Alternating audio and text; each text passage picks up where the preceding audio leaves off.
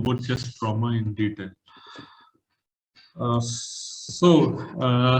As we start, we can see over here, in this, we can see a picture, with a person with different forms of penetrating chest injuries. So if you take a patient with chest trauma and especially with penetrating injuries, so we should see whether there is inlet or there is inlet and outlet. So for an example, here we have a concrete patient. We don't see the posterior surface here, but anyway, so we can see a patient with chest trauma only with inlet. Here also only with inlet. But with some people, they might have a penetrating object where there can be an inlet and there can be an outlet. Understood, doctor? So you should think about penetrating trauma into the chest only with inlet or with inlet and outlet. So in general, so if you take any thoracic injury, it can be a closed injury, or it can be an open injury, So closed injury, it can be just a bruise of the thoracic cavity, So open injury, it will have different forms, different. It can be an open rib fracture, or it can accompany with complications like pneumothorax, hemothorax, open forms of it. When you talk about chest injury, it is a serious condition. It's a life-threatening condition. But what happens when we do concrete first medical aids? We can save the valuable life of our patient. So in most of the chest injuries, simple steps can save patient's life. So today we'll divide the lecture in few aspects. First aspect, we'll talk about purely rib fracture. Next, we'll talk about complications of fractures of ribs and how to handle those complications. So when we talk about epidemiology of the rib fracture, it overall takes about 35 to 50% of overall structural injuries. So many patients die before hospitalization or admission in the hospital. Many of them could be saved by simple measures that we'll discuss today. So very frequently diagnostic error of chest trauma with injuries of internal organ, it's up to 35 to 45 years. So especially when patient has, for an example, blow on the right hypochondral region, left hypochondral region, epigastric region, or maybe they have a penetrating injury that perforated from the thoracic cavity into the abdominal cavity. Or vice versa also can happen, perforating injury from thoracic abdominal cavity into thoracic cavity. So if we look into the anatomy of thoracic cage, so we have 12 pairs of ribs. They are classified into 3 groups. True ribs, there are 7. They directly attached to the sternum, and 3 false ribs, they indirectly attached to the sternum, and we have 2 ribs, they are floating ribs. Anteriorly we have the sternum, posteriorly we have the vertebra. So it's good that we have thoracic cage because it prevents the vital organs. So most of the vital organs in our body are protected by some very bony structure. So we can see cranial cavity protects brain. Spinal cord passes very nicely, securely inside the vertebral foramen of our vertebrae. The same way, thoracic cage protects our lungs, heart, greater vessels. The same way in the pelvic compartment, once again, it also plays a vital role in protection of pelvic organs. And so thoracic cage, first of all, has a protective function. So next, going through the layers of muscle. So when we talk about the chest, thoracic cavity in general, so it can divide it into pericardial space, mediastinal space, and pleural space already. And we have the dome of the diaphragm when it contracts and relaxes already. So in the diaphragm, we have 3 openings here. One is for your esophagus. Next, we have opening for our inferior vena cava and for aorta, actually, abdominal aorta. So these are 3 openings that we have in our diaphragm, actually. So when we take in general, even in our first lecture, I told you also, second lecture also, I went through it, but you see thoracic cavity, it is a thoracic cavity, inside that we have pleural cavity, it is a potential space. What I mean by potential space, it can act like a silent killer. So if patient had an intrathoracic bleeding, patient can accumulate more than 3 liters of blood. And you might not see, like a lot of times we are looking for bleeding with our physical eyes. Where is the blood? Where is the blood? So maybe, patient was brought to the hospital unconsciously. You are paying attention maybe brought to the hospital unconsciously. Yeah, maybe he had a head injury, maybe he had some open injuries in his lower limb. You are concentrated more towards the head injury and what happened, open injury in the lower limb. But you forgot something can accumulate inside the thoracic cavity, and you are trying to resuscitate the patient, give fluid resuscitation, everything, but there is no response. One thing is what happened. Blood is what happened, purely entering over here, and what happened, we are missing a vital person. So three things that we have to tell. If patient came to hospital with unstable hemodynamics, so we have to look into thoracic cavity, we have to look into abdominal cavity, yeah, look for fluid into the pelvic cavity, yeah, and look for open fractures or look for fracture of femur, yeah, femur. This for localization will give massive bleeding and will have unstable hemodynamics. Traumatic shock can trigger from first, second to third degree, even depending upon the amount of blood loss. So this you should think in your head. So always, if patient with a polytrauma, yeah, or always patient who is brought unconscious after trauma, yeah. So we have to explore all this cavity and make sure there is no complication developed in these regions. Next thing that we should know about intercostal artery and vein, they go in the inferior aspect of your ribs here, where you have groove for them here. So whenever we are doing any manipulation, we have to go above the rib. When we go below the rib, we can damage these vessels once again. Then how to classify the injuries? So when we talk about fractures of ribs, just purely rib fracture. Rib fracture can be divided. Before we go here, we should think about mechanism of injury. Mechanism of injury of thoracic trauma. It can be direct or indirect. What is direct? Direct, they have three subtypes. One is blow from the front of the patient. Next, patient had a blow on the side or blow from the back. So these are three variants of direct mechanism of injury. We also can have indirect mechanism of trauma. There are two variants. So there is anterior posterior compression of the thorax or lateral compression of the thorax. Yes, so anterior posterior chest got compressed, patient had fracture laterally, or laterally on the side, patient got crushed on the lateral side, patient can have fracture anterior posteriorly. Yeah, so fractures of ribs by itself, by itself. So you should understand how the patient got trauma. So this is mechanism of injury. So think about it.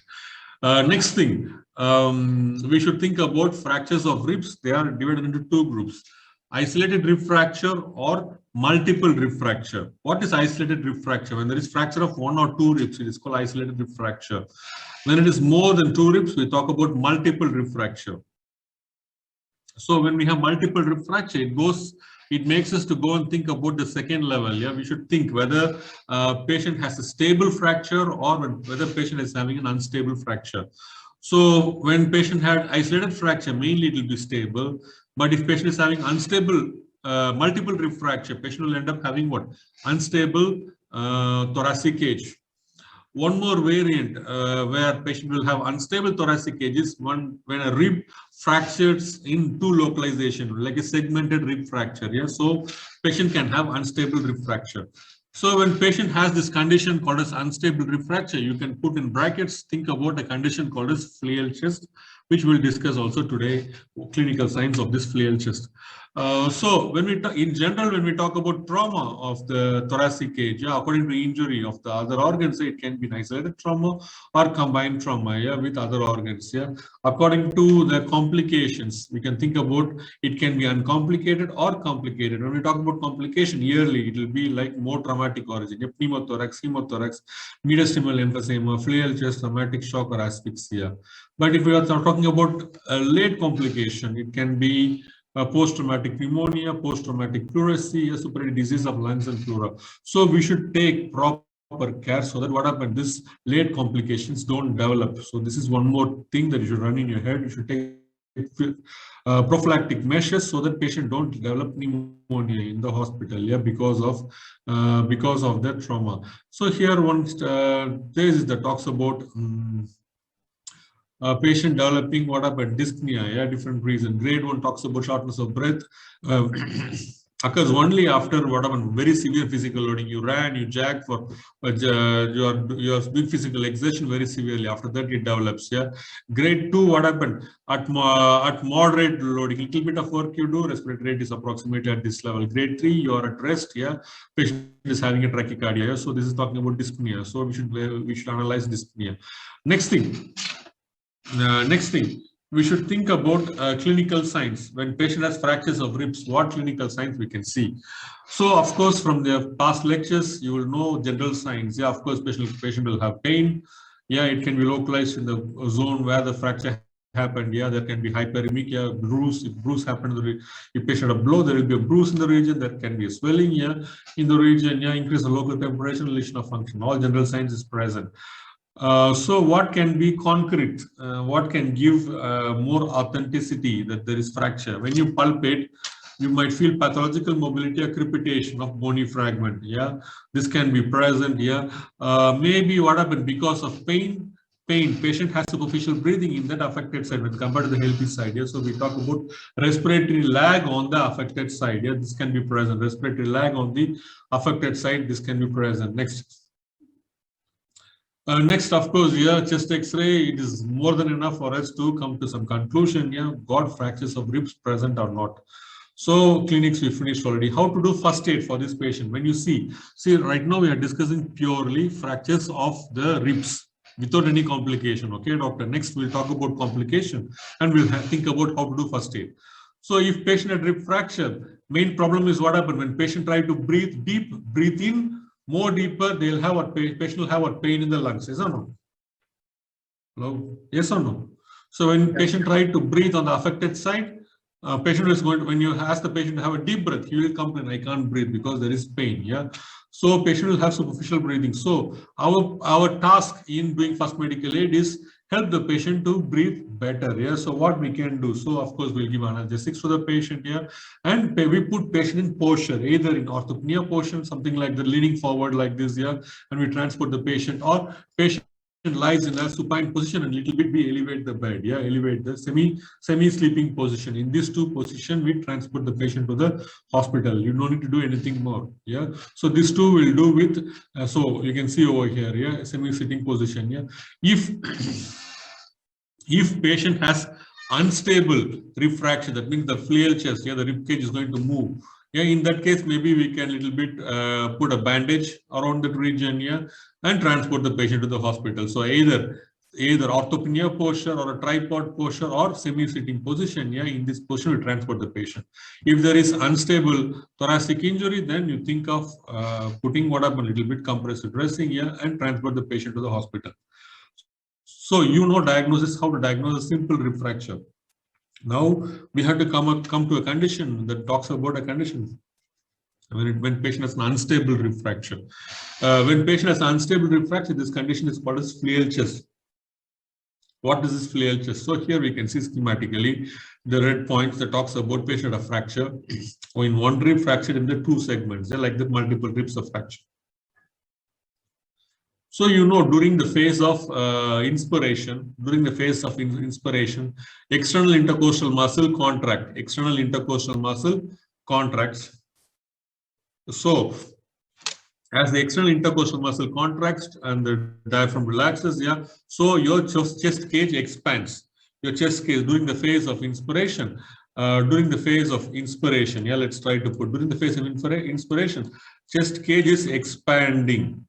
Yeah, expanding. Yeah, diaphragm goes down already. Yeah, it is expanding. So when we talk about pressure, yeah, atmospheric pressure is going to be high when compared with intrathoracic pressure. Intrathoracic pressure is going to be low. So what will happen? Air automatically will go inside our respiratory system. So during the phase of inspiration, yeah, chest cage expands. And what happened? When chest cage expands, atmospheric pressure is high when compared with intrathoracic pressure. So the atmospheric air is getting into our respiratory system. So this is happening in our inspiratory cycle. So because of low, this intrathoracic pressure is low, yeah. So because of intrathoracic pressure is low, these damaged fragments will move inside. This damaged fragment is going to move inside. So what is happening when the whole thoracic cage, we can see over here, yeah, whole thoracic cage is expanding here. What happens? This damaged segment alone will go inside. This is moving opposite. So when we go to the next phase of the cycle, is what is happening? Diaphragm comes back to its position. Here, chest cage has so interintercostal muscle participate. This is the phase of expiration. Yeah. So chest cage compress. So when chest cage is compressing, that we can see over here, chest cage is compressing. What will happen? Intrathoracic. The intrathoracic pressure is high when compared with atmospheric pressure is low. So automatically air is going to go out. So because of high intrathoracic pressure, now these fragments will move out. So the whole thoracic cage is contracting, but this damaged fragment is moving out. So what is happening? It is moving paradoxically. So movement is happening in opposite. So chest cage contract, this fragment is moving out. Chest cage is relaxing, this fragment is moving inside. So there is this paradoxical way of movement. Yeah. So this type of movement, we call it as paradoxical movement of thoracic cage. It is an authentic clinical sign of flail chest. Understood, doctors? Hello? Yes, sir.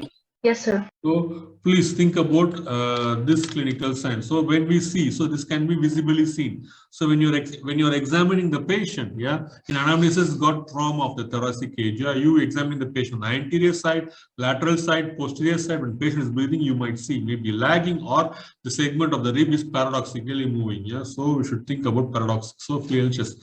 So we discussed already in first aid, if patient has flail chest, what you will do? You apply what happened, compressive dressing, yeah, compressive bandage, and transport the patient to the hospital. So we already know clinics, how to find here. So flail chest, we know the clinics that is going to move already. Of course, you can hear auscultatories.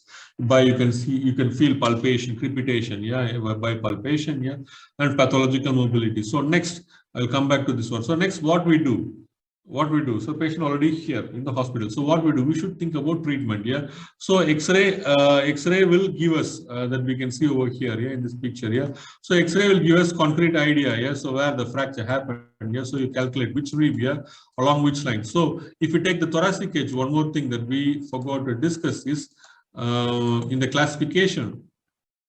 We talk about classification. We should localize the fractures of ribs. See, you know already the lines that which divides the thoracic cage. So you know the numbers of rib 1, 2, 3. You know already. In the same way, we have what lines? Yeah, we have a line. This line is called as what? Para. What? How do you call this line? That is parasternum. Then we have what? Mid clavicular. Then we have what? Anterior, middle, and posterior axillary. Is or no? Hello. Yes. Yes, sir.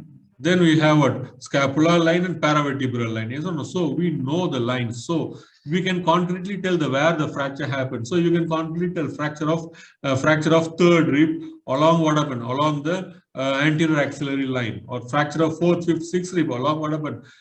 Middle or posterior axillary line. You understand? So you concretely can localize. So you will tell it's a closed fracture or open fracture, concretely where it is localized. Understood?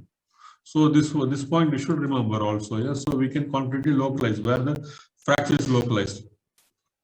So so here we can see this fracture. Yeah, so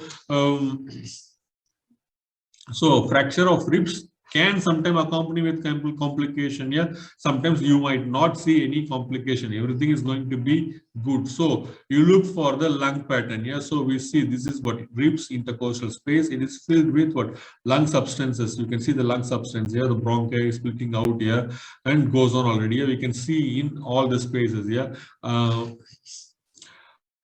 So how do you do treatment? So in the hospital, first thing, once again, also start with pain management. So how to manage the pain? Maybe vagosympathetic blockade you can give here. So paravertebral block we can give here, or with or directly what happened? We can take local anesthetics and give anesthesia in the skin subcutaneous region and the bone already in the region where the patient has pain, where the patient has the fracture concretely. Yeah, so it will relieve the pain actually in the patient. Next, so you know actually fracture. So if fracture of 1, 2 ribs it's especially fracture of stable fractures of ribs. You don't need any manipulation. Treatment is conservative. So you give patient rest and exercise therapy. So patient needs exercise therapy. So you will give respiratory exercise therapy. It is actually a prophylaxis for development of pneumonia. That's all. Our treatment finished. Now, when patient has unstable rib fracture, when patient is having flail chest, we have to think what to do so that what happens? We can stabilize the fracture. Yeah. So here, schematically, few of the techniques can be done. Yeah, that is being demonstrated over here in this picture. Yeah, so sometimes we can do subcutaneous traction. Sometimes we can do traction of the ribs. That we can see different level of traction of the ribs that we can see over here. Is demonstrated over here. Yeah. Next thing, we have we developed a special frame. This frame, for example, in this patient, he had fracture of the sternum. Yeah, so this frame can be modified in different region of the body. You can modify this frame. It's easy to modify. Then what happened? This frame is fixed to the patient subcutaneously. You make suture until subcutaneous fat. Yeah, and then what happened? You tie this knot. So what does it do? So here you see 1, 2, 3, 4, 5, 6. Yeah, so in the reason as we tie it very well. So what will happen? It will prevent the chest cage from moving paradoxically. Understood, doctor? And this is one of the minimal invasive technique to treat unstable thoracic fractures. Next thing, in modern, what happened? We have different types of reconstruction. Plates are available here, so we can do ORIF, open reposition internal fixation with the help of plates and screws, or CRIF with the help of like closed pins. Yeah, so we can put also and treat the patient actually. So you can decide. Average term for consolidation of this fracture, it will be like around 6 to 8 weeks time already. So very important after fractures, after treatment, yeah, you should think about what happened. Respiratory exercise is very, very important. So this is the only thing, respiratory exercise therapy is what happened, only thing that will save the patient from development of pneumonia. Yeah. Nowadays we can see in pandemic, what happened, there are a lot of awareness to people, yeah, about exercises, especially for breathing exercises. Yeah, they are aware, yeah, especially patient who got recovered from COVID, yeah. They practice respiratory exercise yeah, to increase the tidal volume. Yeah. So next we get into complications. So we finished fractures of ribs in general, yeah, and how to handle their rib fracture. Now we think about complications. So first complication that we can see over here is pneumothorax. So from the word you understand, pneumo means air, thorax means what happened into the thoracic cavity. So pneumothorax, so air inside the, so you understand, yeah, thoracic, how to say, if you take lungs is surrounded by pleura. Pleura is like a clean, this white sheet, yeah, so it's like one membrane, yeah. Some of the pleura will stick onto the lungs, it becomes already visceral pleura. Some of the lungs will stick to, some of the pleura will stick to the costal cage, it becomes already your parietal pleura, yeah, and it will be attached already. So one of the pleura is going to be stick to the lung, another one is going to attach to the thoracic cavity. Yeah? So it makes parietal and visceral pleura. In between them is what your pleural cavity and potential space in which what happened, fluid can accumulate actually. Yeah? So we are looking at here schematic diagram here that we can see when there is air getting accumulated. You see, lungs will trying to collapse. Yeah, lungs will trying to collapse. And later on, what happened? You will see shift in the mediastinum towards the healthy side. So these things will happen. Yeah. So collapse. So pneumothorax, you think about accumulation of air. So when you talk about pneumothorax can be of two ways. It can be closed or open. Closed, understandable at single time when patient had a trauma. Yeah, single time air trapped inside the thoracic cavity, and that's all. This air will not communicate with the external environment during inspiration or expiration. This just that amount of air that stays inside the cavity, it is going to stay. It is not going to expand or it is not going to decrease. So this is a single time what happened, entrapment of air into the thoracic cavity. We call it as closed pneumothorax. Next, we talk about open pneumothorax. What is open pneumothorax? We can simply define open pneumothorax as a condition, yeah, where so imagine in this patient, imagine just I'm just modifying it here. So there is an open wound. So what happened? Air can come out and air can go inside during this during the phase of inspiration of expiration. Yeah, during inspiration and expiration, instead of air going through your nasal cavity, yeah, oropharynx, larynx, yeah, into your bronchi and it goes on, trachea and bronchi. Yeah, what happened? Air also during inspiration, what happened? Air will go inside here. During expiration, air is going to go out actually. So this is called open pneumothorax. This is very bad condition also, yeah. And one more very worst condition is called as tension pneumothorax or valvular pneumothorax. What is this tension pneumothorax means what? So here, what happened on the chest cage? What happened? Some valve-like structure will be formed. So during inspiration, there will be valve-like things formed. During inspiration, air can go inside through the valve, but during expiration, the valve closes, yeah, and what happens? Air cannot come out. So what happens? So every time, what happened during every phase of inspiration, air keep on increasing. It leads to collapse of lungs, and what happened? Lead to mediastinal shifting. So this is a life-threatening condition. Tension pneumothorax. Anybody, if you see this victim, yeah, we have to treat them then and there. They will have also distended neck vein, yeah, and tachycardia actually, yeah. Dyspnea, even at rest, they will develop actually, yeah. So we have to handle this thing. This condition is called as valvular pneumothorax. I will explain you how to handle this one in 1 minute. Next thing. So we defined what is pneumothorax, and we defined actually their types actually. Yeah. After this, what we can see in clinics. So before we go to clinics, let me explain you, yeah, different forms of pneumothorax. It can be small, it can be mild, moderate, or full. So what is mild pneumothorax? So we divide the thoracic cavity into 3 halves. Yeah. So we divide it into. Wait 1 minute.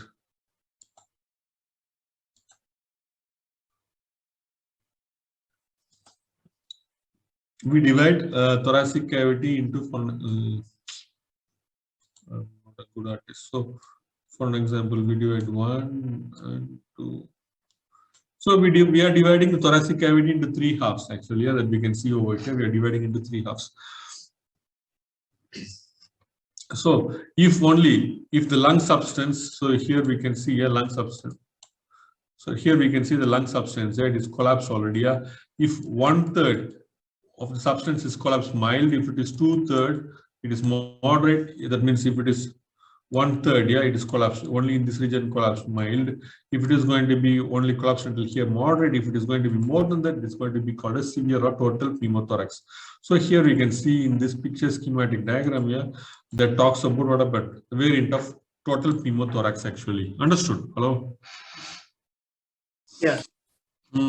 So X-ray. In X-ray film, air inside thoracic cavity will let the X-ray film to pass through or no? Air is transparent to X-ray or translucent to X-ray?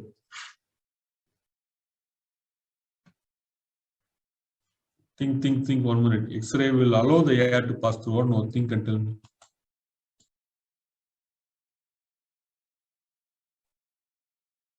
It's transparent. So what type of shadows will you get?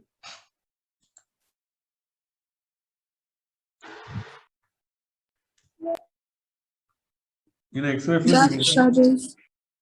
What shadow? Dark shadows.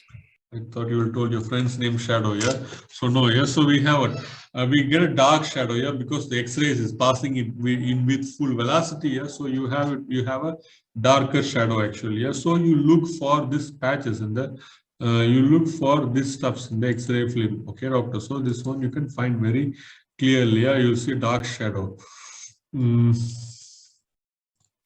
I explained already this one just now, yeah.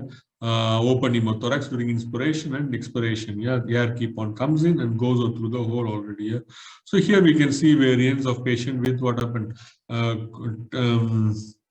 Pneumothorax. Yeah, we can see here the lung substance very good. You can see already everywhere intercostal space not increased. But if you look over here, what is happening? Lung substance is actually missing. Yeah, in almost. So here we can see. 1 minute. Here we can see something like goes actually, and then what happened? Everything is missing actually. Yeah, so it is more than 3/3, yeah, 2/3. Yeah, lung substance is lost already. Yeah, so you think about what happened. Severe form of pneumothorax happened. It is the right side, it's the left side. Understood, doctors? Yes, sir. Thank you. So let's continue. 1 minute. So according to extension of process, it can be unilateral or bilateral. Yeah, it's probably mild, moderate, or severe. Yeah, it can partial, subtotal, or total. Yeah, a mechanism of occurrence, it can be closed or open. Open, it can be one more form open. It's called valvular type of pneumothorax. So clinical signs, I already told you. Patient will for sure will have dyspnea, deep chest pain. Yeah.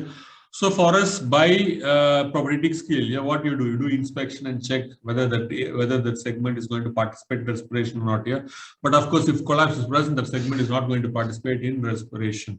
Next, what we can do, we can ask for patient to talk. 33, yeah, vocal firmitus, yeah, check vocal firmitus, yeah. Of course, it is going to be decreased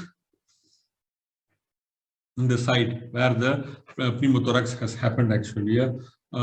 Next, when you try to percuss, you will hear a bandbox sound because what happened? It is an empty space with air actually. Yeah? So when you tap, like a band, a drum that you play, yeah, it is going to sound like a bandbox sound can be present actually. Yeah.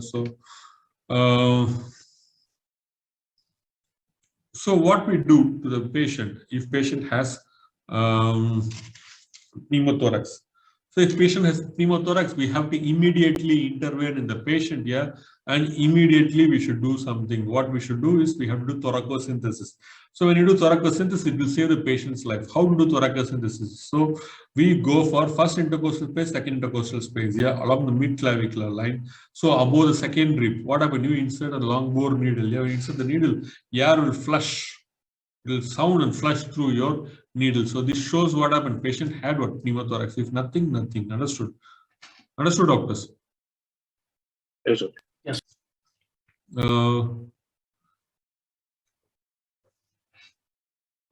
So here, showed once again this principle. We already said we can't go from the bottom. Yeah, what happened? It will go damage to the vascular bundle. So always above the ribs, you will do this puncture to expel the fluid. Next thing, we have a condition called as hemothorax. So you understand from the word hem and thorax. Yeah. So we can see the schematic diagram. Blood is accumulated inside the thoracic cavity.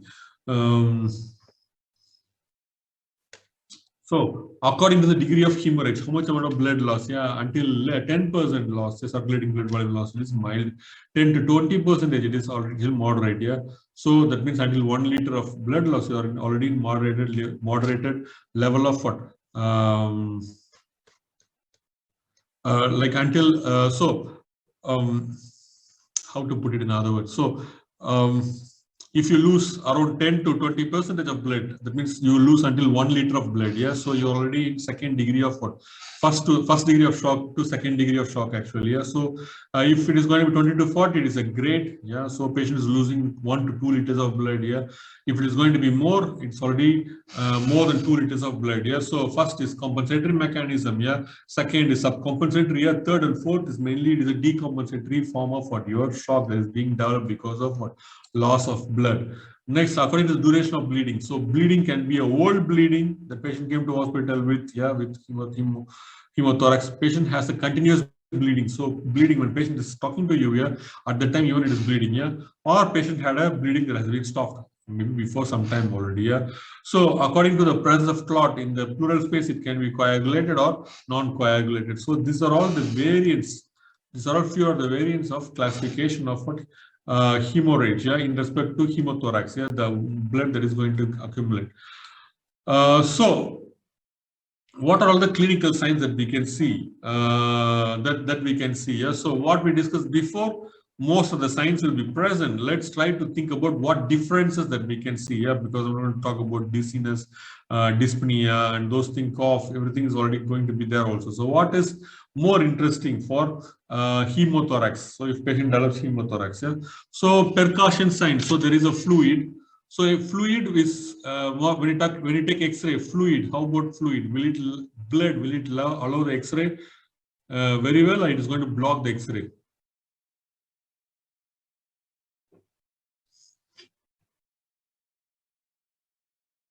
I'm listening very attentively. Blood. What do you think, doctor? It's going to let the X-ray pass through, or it's going to block at some degree? It to block block it some So degree. it's going to block at some degree, yeah, the X-rays. So patient will have what? White shadow, yeah. So we'll have a very white shadow. So fluid will be represented in this way. So when you try to palpate, you can localize by, especially in percussion, when you percuss the thoracic cage. What sound? What is normal sound during percussion of thoracic cavity?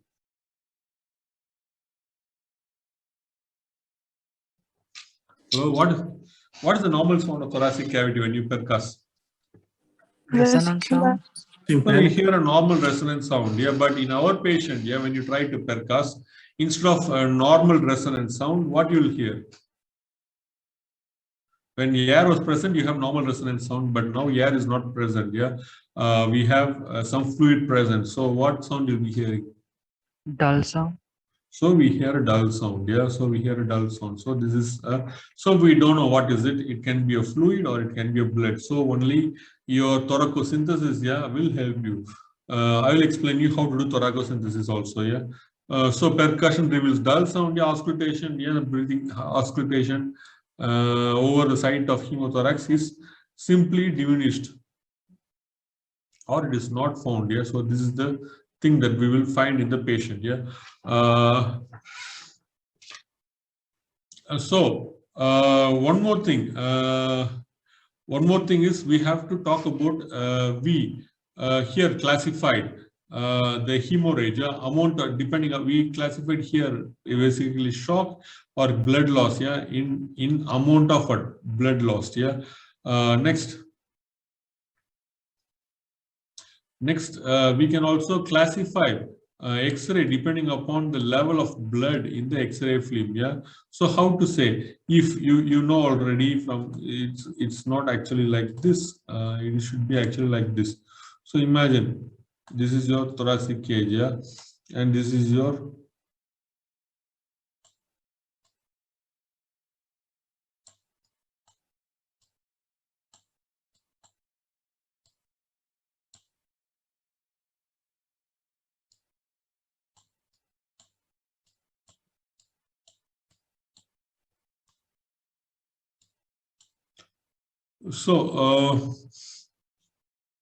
so here we actually go already. Here we have a diaphragm actually. Yeah? So something like this. I'm simply drawing. So in the initial phase, you can see what blood will accompany in the costal diaphragmatic rexus. So it is going to be in the costal diaphragmatic rexus. This is mild. Moderate is going to be at the level of inferior angle of scapula. It is approximately the level of fifth rib. Yeah. Severe, it is going to be above. It is going to be until the second rib. If it is more, it is already called as total. Yes, so mild, moderate, severe, and total. Yes, so you might see. So fluid will go from down to up, not like air. It is compressing from the sides. Understood? Hello, understood, doctors? Yes, doctor. So 1 minute. So we are done already mild. So here we can see some examples. Yeah, feeling the rexus. Yeah. Maybe at the level of inferior scapula and more already. Yeah? So here we see a white shadow. There is a fracture. Next, we should try to differentiate this bleeding. Is it a old bleeding, or it is a fresh bleeding, or the bleeding is continuous? So what is continuous bleeding? So you aspirated, you patient came to the hospital, yeah, you aspirated the blood. I'll explain you how to do it, yeah. And what happened? You put the drainage tube into a container and leave it. But within 1 hour time of admission, if patient is going to leak more than 200 ml of blood, so this patient is indicated for surgery. He needs surgery. You understand, doctor? So how to know the bleeding present or not? Yes. So here we have a test called as Reuller-Grigori test. Yeah? In this test, what we'll do, we can take the clot, and what happened? We can put the clot into a distilled water. Actually, there will be hemolysis. Yeah, if it is present, that means what happens? If you take a pure blood, yeah, fresh blood, put it into a normal saline, it will give a pinkish solution. Yeah, that means it's a pure blood. If it's a clot, it will just go down and sit only, nothing. So you're finished. That means the whole bleeding already.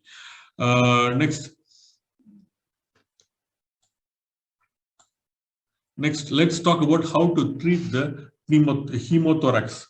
Hemothorax can be treated with the help once again from what happened? Thoracosynthesis. It is made along what happened? 6th, 7th, or 8th metacarpal